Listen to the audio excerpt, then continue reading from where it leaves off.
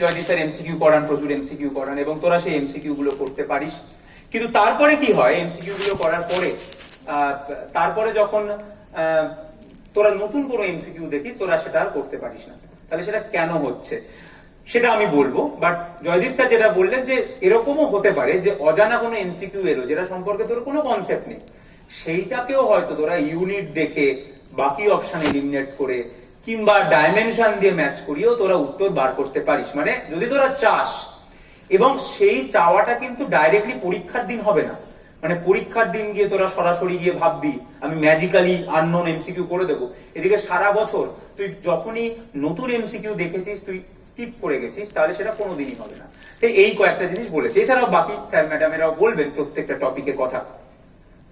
আমি কয়েকটা টপিকে কথা বলতে চাই। তার মধ্যে আমি প্রথম যে জিনিসটা নিয়ে কথা বলতে চাই, আমি এখন আপাতত তিনটে টপিকে কথা বলবো। প্রথম যেটা খুব গুরুত্বপূর্ণ টপিক, সেটা হচ্ছে যাদের ব্যাকলগ জমে গেছে এবং তারা আর বুঝে উঠতে পারছে না যে ব্যাকলগ কি করে ক্লিয়ার করবে, সেটা তারা কি করবে। 2 নম্বর, আমাকে অফলাইনে তোরা প্রায় প্রত্যেকে জানিস যে তোদের জন্য কিন্তু সবার জন্য কিন্তু প্রত্যেক শনিবার করে, মানে যারা অনলাইনে স্টুডেন্ট তাদের কথা বলছি, প্রত্যেক শনিবার করে কিন্তু আমাদের চিনার পার্কে যে অফলাইন সেন্টার, তোরা কিন্তু ডাউট সলভ করতে আসতে পারিস। তোরা চলে আসতে পারিস ডাউট সলভ করতে প্রত্যেক শনিবার। আগে আমরা বলছিলাম দ্বিতীয় এবং চতুর্থ শনিবার, এখন আমরা দেখেছি তো অনেকেই আসছে, তাই আমরা বলেছি এভরি স্যাটারডে তোরা ডাউট সলভ করতে আসতে পারিস। যাই হোক, তো দ্বিতীয় ডাউট সলভ করতে সে একটি ছেলে আমাকে এই প্রশ্নটা করেছিল, সেটা হচ্ছে আমি জানি না সে আছে কিনা এখন। সে আমাকে বলেছিল যে একটা চ্যাপ্টার আমি যখন রিভাইজ মানে পড়লাম 2 ঘন্টা টাইম লাগলো, পরের বার পড়ছি আবার 2 ঘন্টা টাইম লাগছে, তো আমি একটা বায়োলজির চ্যাপ্টারকে কি করে মানে মনে রাখবো খুব তাড়াতাড়ি এবং সহজভাবে, এই দ্বিতীয় এই টপিকটা কথা বলবো।